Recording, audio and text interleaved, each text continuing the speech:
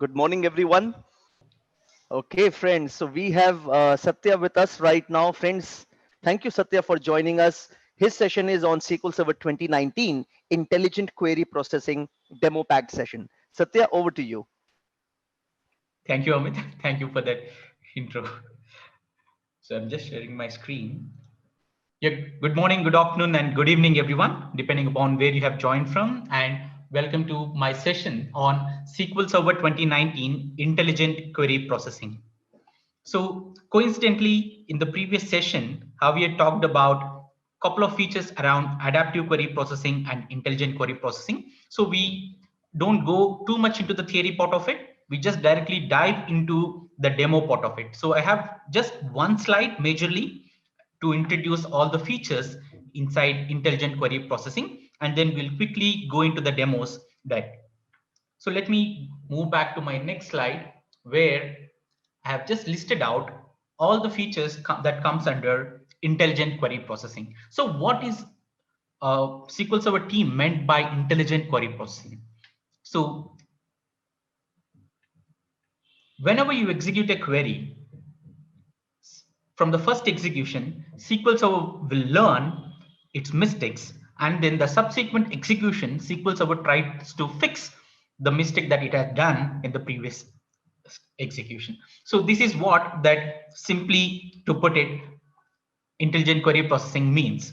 So in SQL Server 2017, SQL Server team has introduced a feature family called adaptive query processing, which will adapt from the first execution, and subsequently the query will improve in performance. So under adaptive query processing, there are a couple of features. One is adaptive joins, interleaved execution, and memory grant feedback. With the introduction of SQL Server 2019, Microsoft has added more features to the family, and now the family is renamed to Intelligent Query Processing. So what I meant by that is that adaptive query processing is also comes under Intelligent Query Processing. So in addition to what is there in SQL Server 2017, Microsoft has introduced few more features, which are table variable deferred compilation, batch mode on row store, T-SQL scalar UDF inlining, and approximate QP. So these are the features that were introduced in SQL Server 2019. So if you want to use all the features of adaptive query processing, you need to be under compatibility level 140. If you want to use all the features of intelligent query processing, which are introduced in SQL Server 2019, then you need to be under compatibility level 150. So these are the quick introduction about high level overview about intelligent query processing. And today I'm going to pick up four features, two from SQL Server 2017 and two from 2019. So which are these? From 2017, we're going to discuss adaptive joins and memory grant feedback. And from 2019, we will just discuss table variable deferred compilation and T-SQL scalar UDF inline. So with this, friends, we'll quickly move into the demo part of it. We'll just discuss adaptive joins. I just changed my screen to virtual machine. So please confirm in Q&A panel that you can able to see the VM there. Yes, Satya, very much. Yeah. So let's discuss about adaptive join. So for the demo purpose, I'm using wide world importers database, and this setup is already done. It will take some time, so I have already done Maybe you before could zoom starting a the bit, session. Satya, the font size Yeah, sure. a little more, maybe. Works well. Yeah, sure. So this setup I'm just ignoring right now because before starting the demo, I have already executed it. It was taking a little more time. So I have set up everything beforehand. So directly going into the steps right now. So once you're in compatibility level 140, you are able to use all the features of adaptive query processing. All the features are enabled by default if you go into the compatibility level 140. So for some reason, if you want to turn off, if you want to be on compatibility level 140 and still do not want to use adaptive join or memory grant feedback, there are database level settings, which are scope database scoped configurations. Using them, you can turn off and turn off, turn on and turn off all these features like adaptive joins, memory grant feedback, everything. So let me show you this one. So for the time being, I'll just turn off the adapt to join feature. I've just turned it off. We are under compatibility level 140 and adapt to join feature is off. And let me clear the procedure cache because I have executed the demo previously. So I'm just wanted to make sure there is nothing in the cache. And let's look at this particular simple select statement. This select statement is joining two tables, order table and stock item table. And we are just filtering on quantity column is equal to 360. It is a simple select statement which is joining two tables. Let me enable actual execution plan. It is already enabled, and let's go ahead and execute this particular query and look into the execution plan and see how SQL Server is executing this particular query. So quantity is equal to 360. SQL Server is doing a column store index scan, which is the outer reference, and cluster index scan, which is a inner reference, and SQL Server is performing hash match operation to get the output. So this is for quantity is equal to 360. Similarly, I just wanted to change the where condition. I will just put quantity is equal to 361. Let me execute this particular query as well. So it gives only 5 records to us. Earlier query gave 206 records. And if I look into the execution plan, the outer reference remains same, inner reference remains same, but this time instead of hash match, SQL Server is doing nested loop operation. So this is the behavior of SQL Server when adapt to join feature is turned off. So let's go ahead and enable adapt to join feature. So I'm executing this alter database scope configuration statement. Let me turn on adapt to join feature. And now we'll repeat the same process again. If I execute this particular query, and you can see there are 206 records written by the query.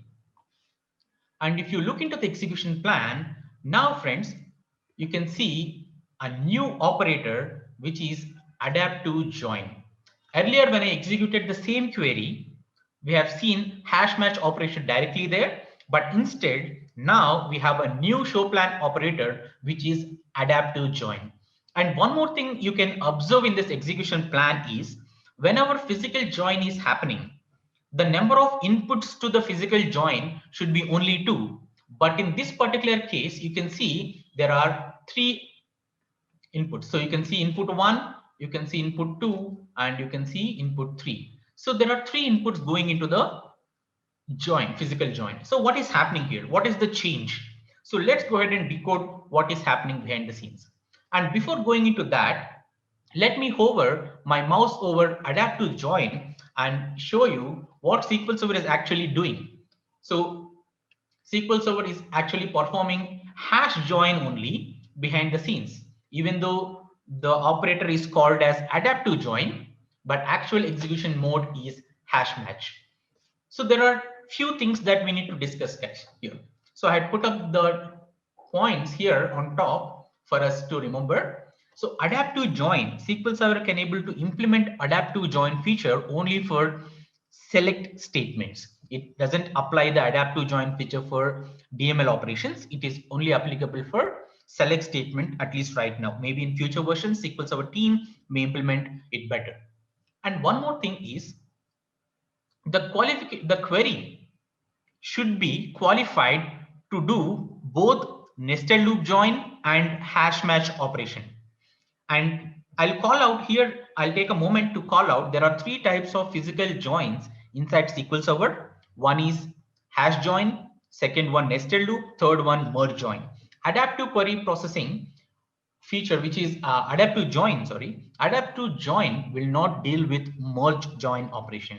Adapt to join will only deal with nested loops and hash. So our select query should be eligible to do both nested loop operation and hash match operation. You must have known that, right?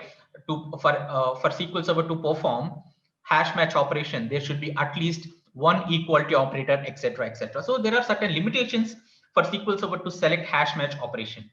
So our select statement should be eligible for both nested loop operation and hash match operation. That is condition number 2. And then the outer reference should be same. We have already seen the outer reference is clustered column store index. So these are the couple of things that SQL Server has to check in order to implement adapt to join feature. So let's go to execution plan and see SQL Server has selected hash match operation. So on what basis SQL Server has selected hash match operation? So whenever adapt to join comes into the picture, SQL Server will calculate something called adaptive threshold rows. You can see it here, adaptive threshold rows, which is 68 right now. So the number will be calculated based upon the tables involved in the query, based upon the where conditions, etc. Though this is calculated for every single query. So here the adaptive threshold is 68.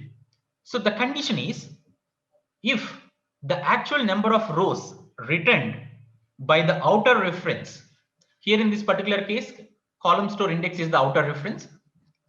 This is the outer reference, sorry.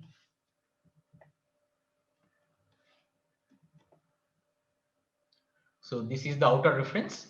So the number of rows written by the outer reference, I'll hover my mouse over here just to show you the number of rows that are written by the outer reference. So the number of rows written by the outer reference is 206. If the number of rows written by the outer reference is greater than the threshold, then SQL Server will select hash join operation. So in this particular case, the threshold is 68 and the actual number of rows written by the outer reference is 206, which is obviously greater. So SQL Server selected hash match operation to perform. And you can also see whether SQL Server is implementing the adapt to join or not. By using this particular row, which is adaptive is equal to true, that means SQL Server is able to adapt to this particular query, and the batch mode and the execution mode is batch mode. And you can also see SQL Server is performing hash match operation here. So one more point here is that, guys, so there are 3 inputs coming into the adaptive join here. So one is coming from column store index scan, and one is coming from a column store index scan on this is coming from column store index on order table, and this is coming from cluster index scan on stock item table. And there is another operator here, if you look into this, which is also cluster index seek on stock item table. So currently the number of rows written by this particular query is 0, because this operator will come into the picture only if the adapt to join is implementing nested loop operation. So if the adapt to join is implementing hash match operation, then this particular operator will be used. If adapt to join is using nested loop join, then this particular operator will be used.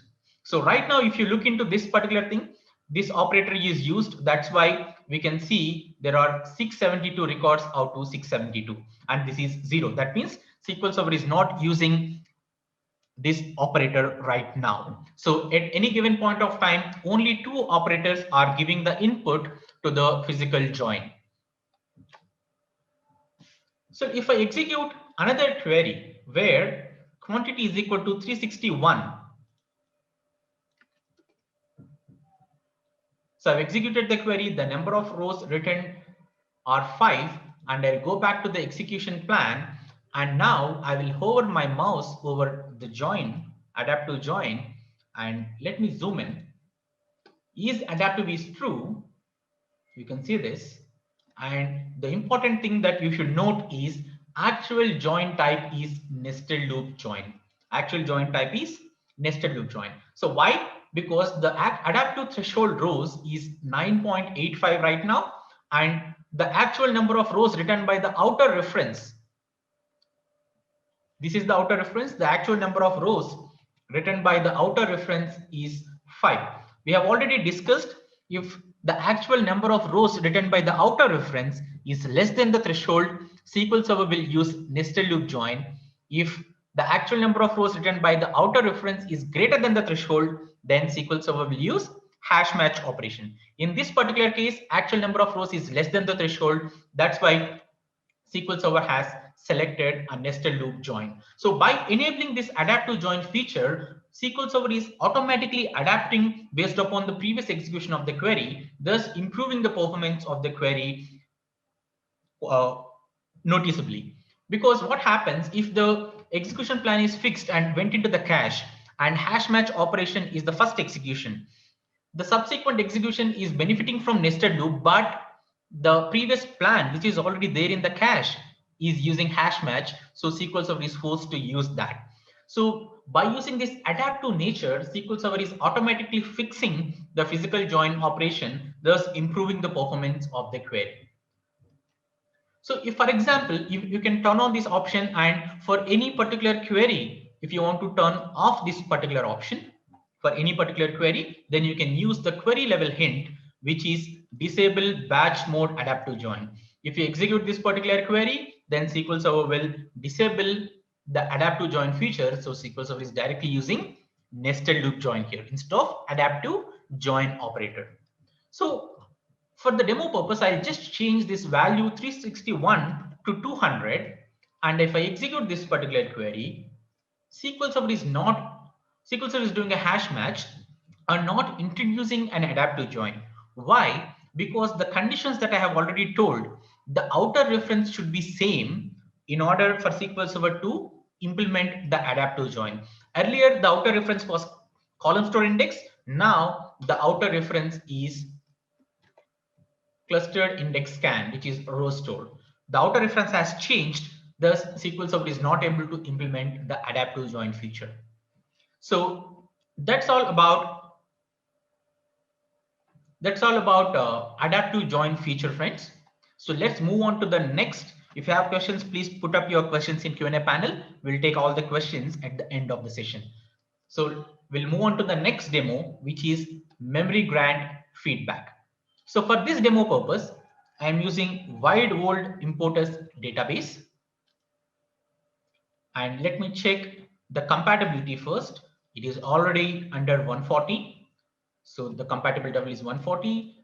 We don't need to change this because it's already 140. And let me turn off, as I told you, whenever you are under compatibility level 140, all the adaptive query processing features are enabled by default.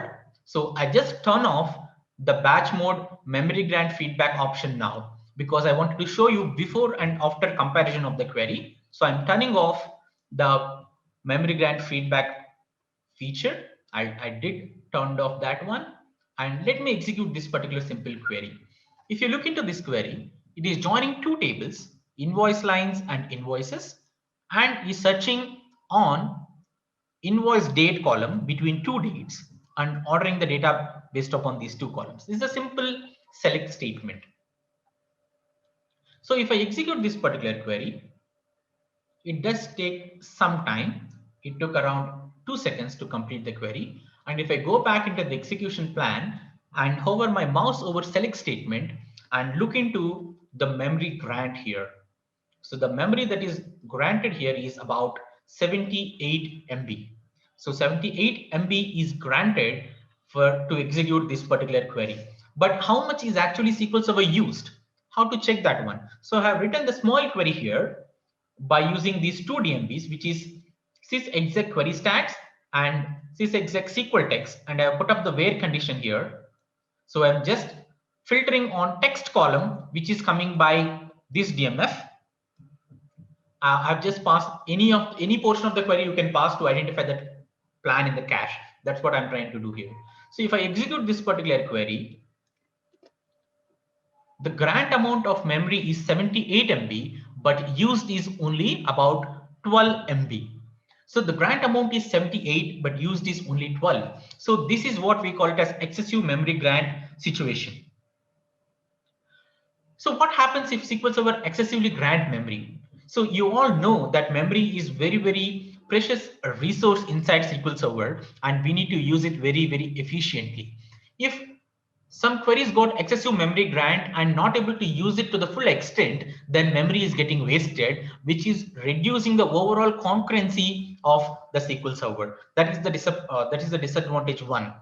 What if the query gets low memory? You all know that problem. If SQL Server gets, if a query gets low memory grant, then it has to spill into the TempDB. That is another extra IO operation. So either excessive memory grant or insufficient memory grant, both are problems inside SQL Server that we are facing from so many years. So that is one of the examples that I'm showing you right now. The grant is 78 MB, but the used is only 12 MB. So if I turn on the batch mode memory grant feature on, the batch mode memory grant feedback feature on, and I repeat the same query again, for the first execution, SQL Server will allocate the memory that it decided to allocate, which is 78 MB. This is the first execution of the query. If I execute the same query again, I'm executing the same query again. This is the second execution of the same query. SQL Server is learning on its own and fixing the memory automatically. So if I go back to the select statement, and if you look into the memory grant here, you can see the memory grant is about 14 MB. So earlier the memory grant was 78 MB. Now the memory grant is only 14 MB. Let me go ahead and look into how much memory actually SQL Server used for this particular query. Right? So if you grant memory is 14 MB and last used memory is about 12 MB. So the grant is reduced drastically. So about 60 MB of memory is released back to SQL Server that can be used for other queries execution, which is improving the overall concurrency of SQL Server. So this will change whenever this is the behavior of SQL Server when you turn on memory grant feedback on. So what if I change the filter here? So let me, instead of putting up 12, let me put up 1. So instead of December, I'm searching of till January. Let me execute this query again. So I've executed the query again. So the initial grant will be again more. The initial grant will be again more because you have changed the where condition, right? The initial grant is about 77 MB. And if I execute the same query again and go into the execution plan, now you see the memory grant is automatically adjusted. It's about 10 MB right now. So this is how SQL Server adapt for every execution. So first execution, SQL Server will learn, and the subsequent execution, SQL Server will automatically try to fix it. Sometimes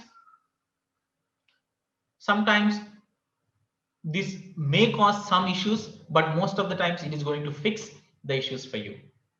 So with this, friends, the memory grant, one more small query is there. Like if you want to turn off the memory grant feedback option at query level, we have the hint. You can use this particular hint, disable batch mode memory grant feedback. That hint you can use at query level so that the query will be will not use the feature. So with this, friend, the memory grant feedback feature is also done. So we have already discussed adaptive joins, and we have discussed memory grant feedback, which are introduced in SQL Server 2017. Now we'll quickly move on to SQL Server 2019 features. So I'll start with scalar UDF inlining. So if I go ahead and execute this particular query under, we are executing the query under SQL Mesos database, and I'm making sure the database compatibility level is 120, which is for SQL Server 2014. You may already know. Oh, there are a lot of questions coming in. We'll take all the questions at the end of the session. So let me create a scalar UDF here. So what is this particular function doing? Get the number of downloads for each subscriber. So if you look into the table, we are getting the data from download statistics table. So it is a dummy database based upon our hands-on labs project, where we have a lot of labs based upon the SQL Server topics, and people will subscribe to the HYL library and they will download the labs. So all the downloads will be there in download statistics table. All the downloads will be there in download statistics table. So if I pass the download ID, so if I pass the subscriber ID, we will be able to see how many downloads that particular subscriber has done. So that is the kind of a function that we are building right now. I'll pass the subscriber ID. So we will get the output, how many labs that particular subscriber has downloaded. So to achieve that, we have just written a simple scalar user defined function. Let me create this function and let me invoke the function by passing the subscriber1 as an output. So subscriber1, the output came very fast. The number of downloads by subscriber1 is 10. So this is a simple execution of the function. So instead of simple execution, let's pass the input to the function from a table. And I'm putting up a where condition for the first 10 subscribers. I'm passing the parameter from subscriber table. I've joined from subscriber table. I'm passing the subscriber ID to the function and to get the count. And I'm filtering subscriber IDs between 1 and 10. So if I execute this particular query, this query also executed a very, very quick, because there is a where condition. Now, let's see how many times this particular scalar UDF got invoked. This scalar UDF till now got invoked 11 times. This scalar UDF got invoked till now 11 times. Now, instead of putting up a where condition, I just execute the query without the where condition, passing the subscribed ID from the table. If I execute the query and wait for some time, this query will take lifetime to run.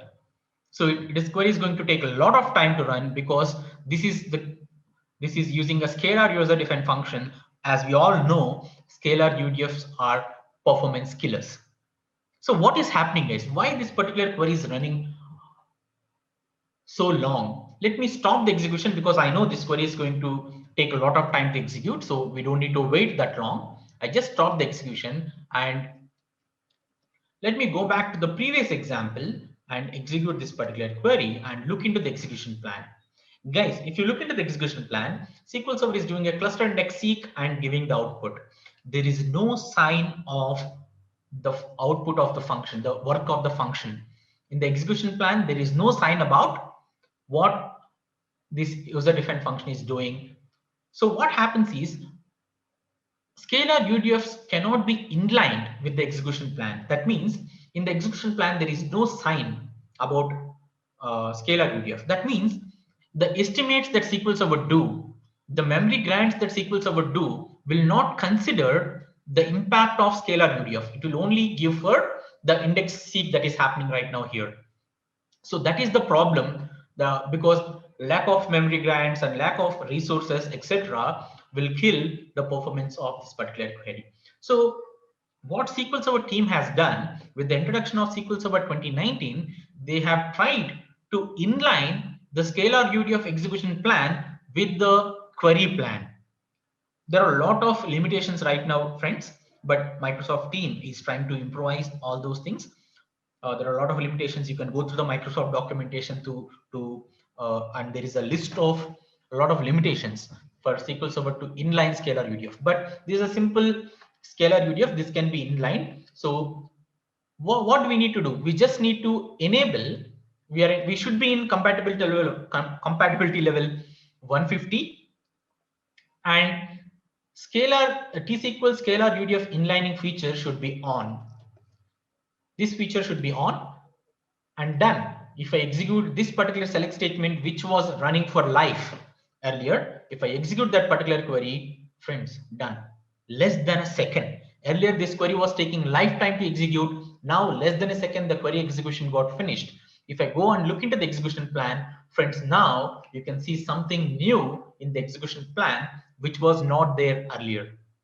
So if you look into this particular portion, which is representing the scalar UDF portion of our select statement. So now SQL Server knows the extra work that this particular query is trying to do. So all the resources are allocated by estimating all the extra work. So thus the query is executing very, very fast. So still, even though the query is executing fast, the Microsoft still doesn't recommend using scalar UDFs most of the times. So if you are using scalar UDF, please go and review, try to implement and try to rewrite the scalar UDFs using table valued functions if possible. And if you are under SQL Server 2019, let's go and enable this particular feature and try whether you're able to see the improvement in the performance as well. So with this, friends, we come to the conclusion of scalar UDF as well. And let me clean up. Yes, cleanup is also done. Let's move to our next demo case. We have about 13 minutes, I guess. Let's discuss this particular demo and go back to the questions. So now we will be discussing table variable deferred compilation.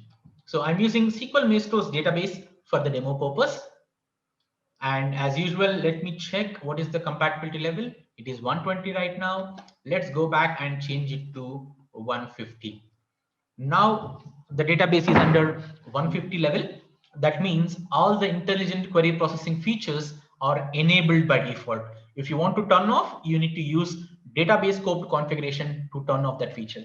Let me turn off that feature for now so that we can see before feature and after feature kind of thing. So I have turned off this particular feature, and let's go ahead and create a table variable. So what I have just declared a table variable here and inserting the data into table variable from download statistics table. I've declared a table variable, inserting the data into the table, and then using the table variable inside the joining condition. So if you look into this particular query, I'm joining HOL.subscriber table with the table variable on subscriber ID column.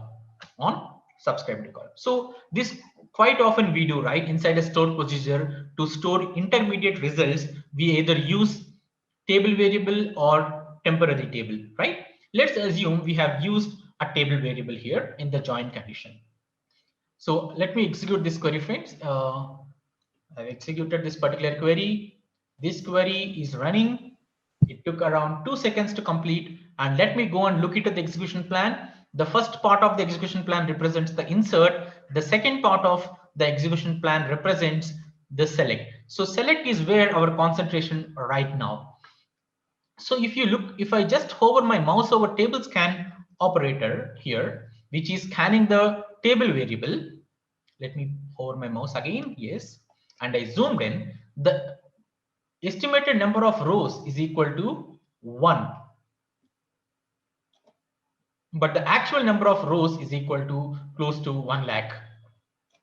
Right? So by default, the behavior of table variable is such that it is the end of the day, it's a variable. So SQL Server doesn't know the value of the variable unless it runs.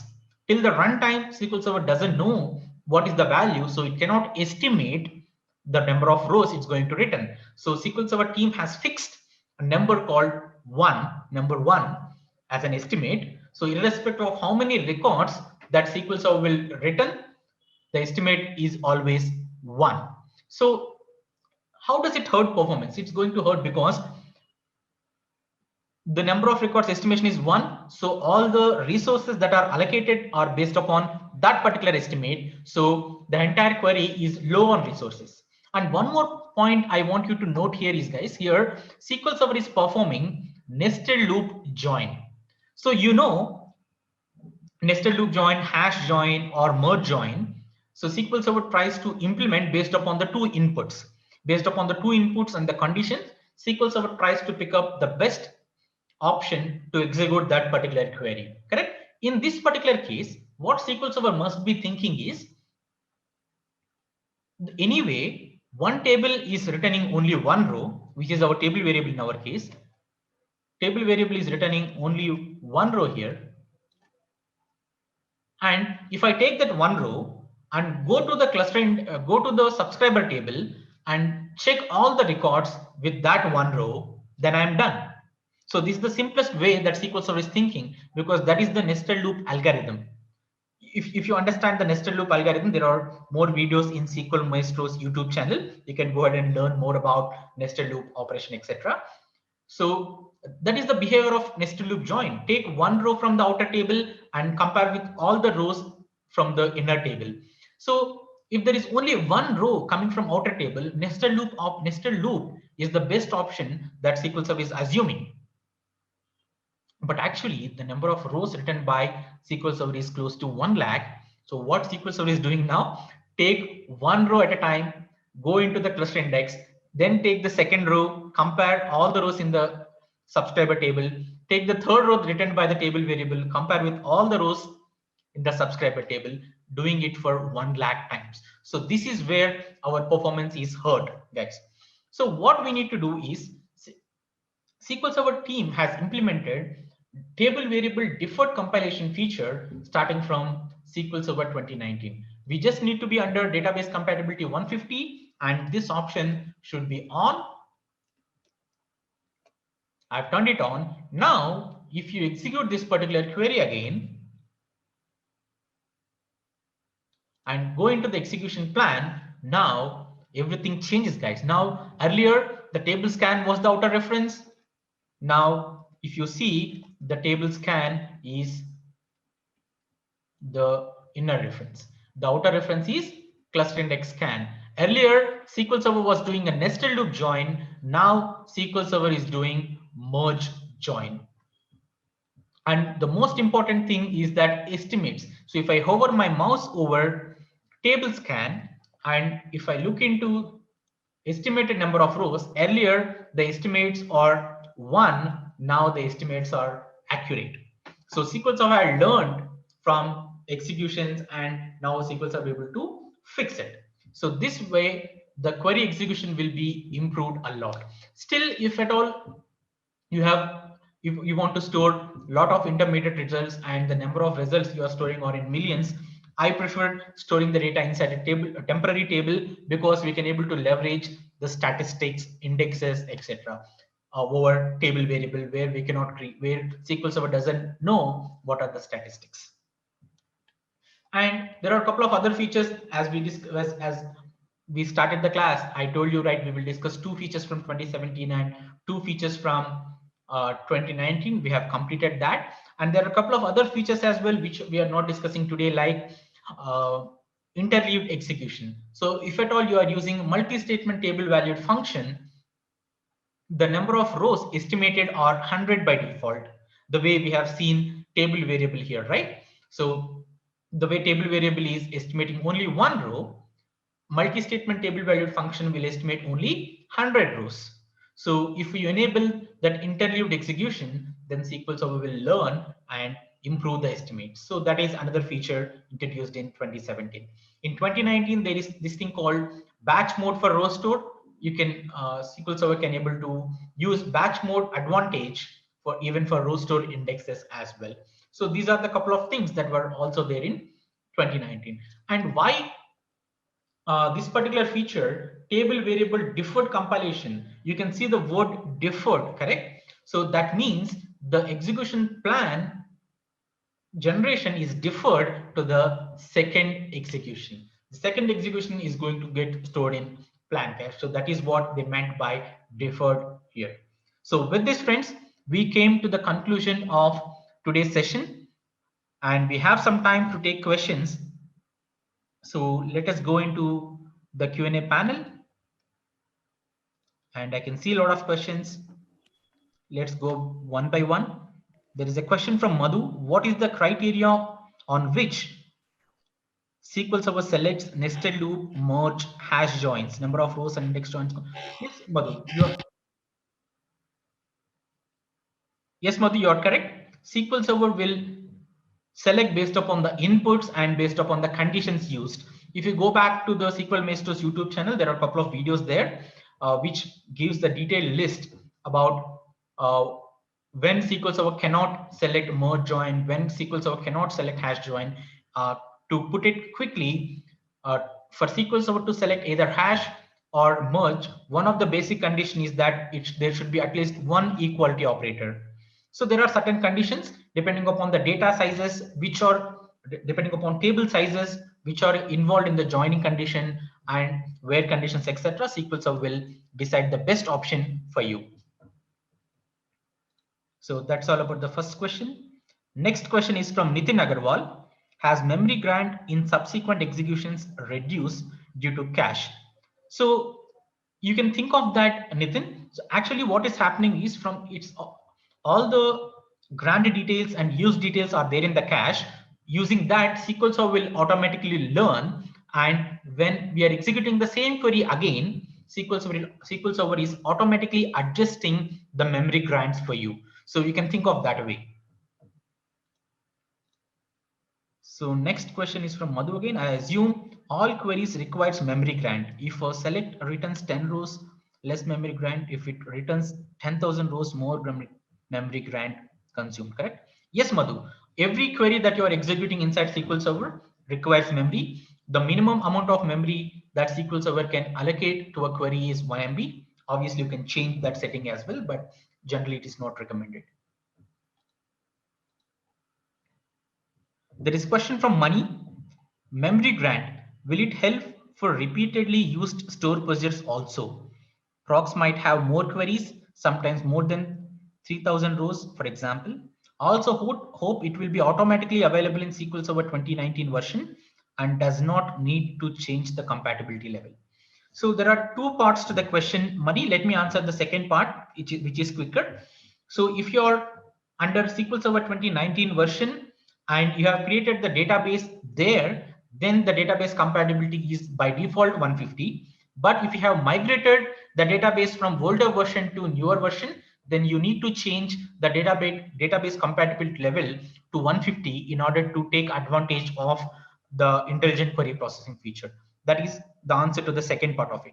The first part, yes, even end of the day, all those select statement that used inside the store procedures are select statements, right? Each select statement needs memory. So depending upon the second execution, third execution, SQL Server tries to automatically adjust. That's hope that answers your question. Another question from Ashish. Will it help in reducing total execution time of query when we enable memory grant feedback, as when you run query second time, it took 3 seconds instead of 2 seconds, though actual memory grant got reduced. So there is a small thing here, Ashish, like memory grant. Here we are talking about memory grant, not the execution time. So sometimes what happens is, if at all you have got execution excess memory grant, the execution time is fine. The execution time will go bad when you get insufficient memory. So when you get insufficient memory, then SQL Server has to go into the TempDB and spill to the TempDB and do the operations there and fetch back the data. So there involves the extra time. But when there is an excessive memory grant, then ideally the execution time will be same. I hope that answers your question.